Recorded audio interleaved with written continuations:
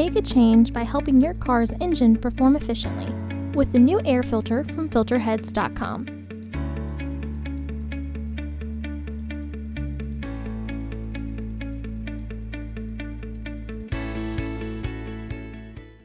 To access the air filter, first open the hood.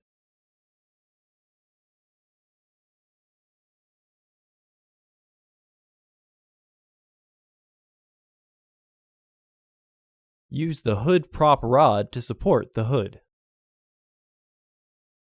The air filter is located here. Remove the fasteners.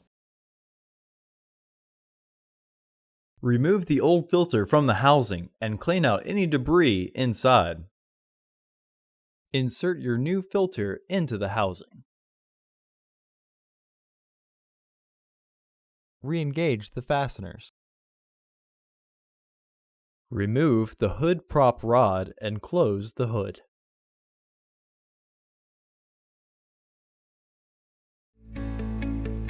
Visit our website to order your filter to ensure that it fits.